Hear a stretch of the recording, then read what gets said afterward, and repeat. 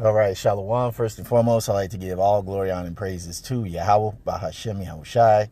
Double honors to the apostle elders, a great millstone who rule well. And salutations to all you brothers out there pushing this word in love, truth, sincerity, and humility. Once again, it's the brother Shathi from the Chicago camp, coming back to you with what I hope is another quick and edifying sit down. And,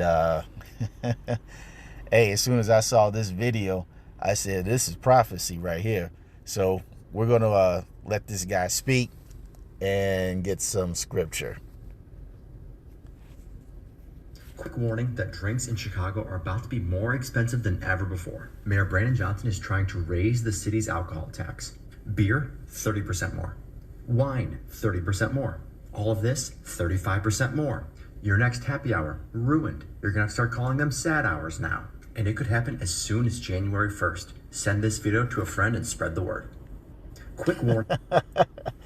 Hey, man, this dude, Brandon Johnson, is a terror. All right, nobody likes this dude. I mean, you wouldn't think that anybody could get worse than Lightfoot, but it is Brandon Johnson. But this is funny because it's all prophecy. Because when you go to the book of Isaiah, the 24th chapter, we're going to start at the 7th verse. It says, the new wine mourneth, the vine languisheth, all the merry-hearted do sigh. And why is that? Because we're entering into a time where people know that something bad is going to happen. People are suffering horribly out here. And their minds are not able to cope and adapt to what's going on. So they use alcohol as a means to escape, to try to forget their problems. It says, the mirth of the tabor cease, the noise of them that rejoice endeth, the joy of the harp ceaseth. Verse 9, they shall not drink wine with a song. Strong drink shall be bitter to them that drink it.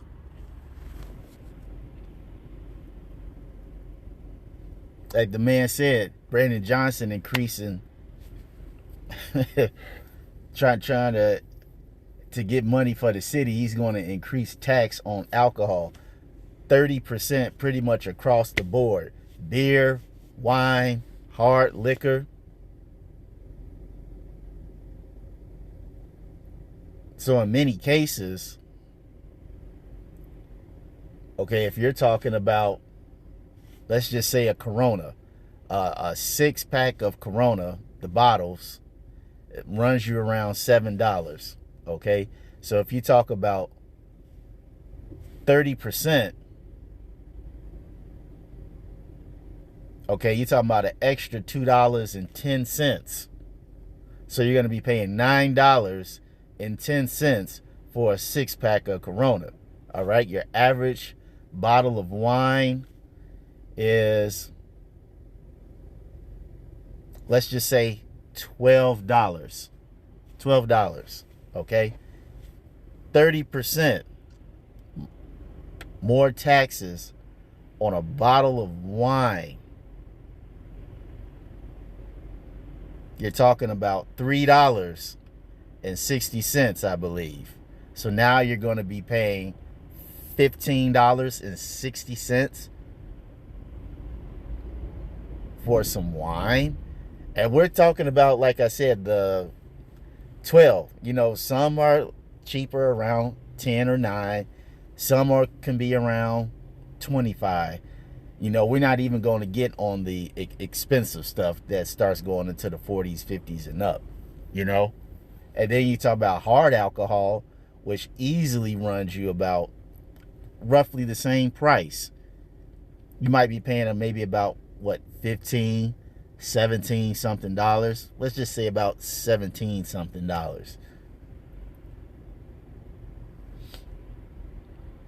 Okay, now you're talking about an extra, what, $5.10, I believe that is. On top of a $17 bottle of wine, now you got $22 and, what did I say, 10 cents? Hey, man, like you said, Happy hour is going to be sad hour. All right, you go downtown to a lot of these bars, uh, a cocktail, like let's just say a whiskey old fashioned or a margarita. I remember back in the day, you could get you a cocktail for about $8. Now a cocktail is costing you $15, and then they about to do a 30% tax increase on it. Come on, man. You talking about a margarita is going to cost you $20, and in some places it might be $25. So now you talking about $30. Come on, man. Hey,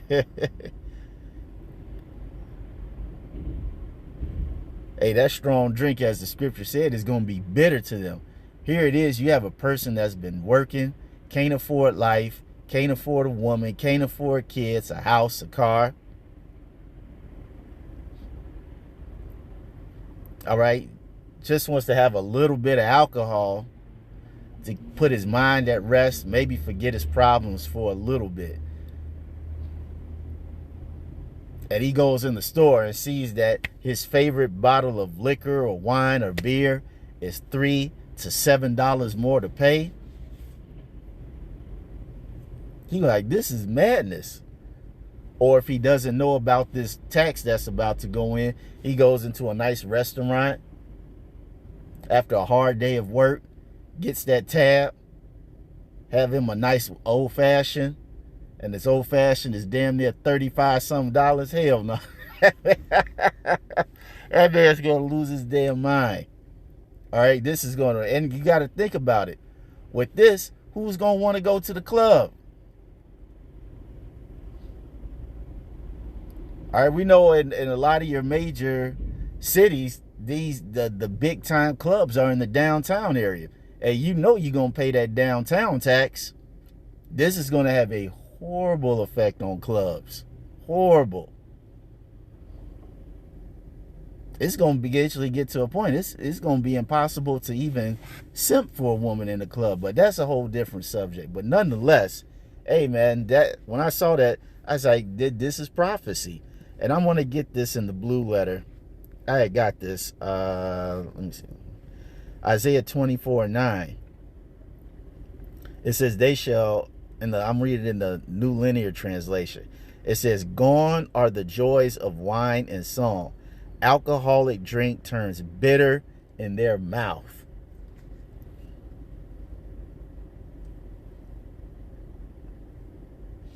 That's messed up. You can't drink alcohol because it's too expensive, which is only going to further add to the pressures of man. Because you have to remember, the scripture says, was it give strong drink for him that's ready to perish? Strong drink, perish.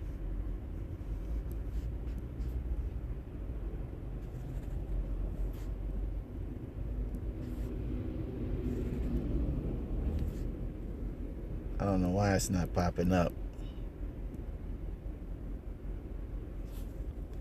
Proverbs 31 and 6.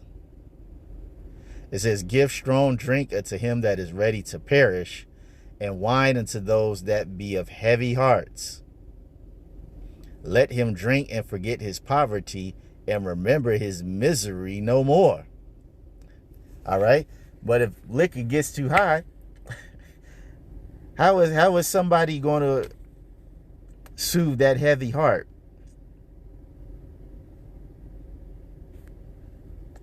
Can you imagine a mind that wants to have strong drink but can't, and they still want? Hey man, this guy is truly the devil. As a whole, bad Uncle Esau, but in this specific situation, that wicked ass nigga Brandon Johnson.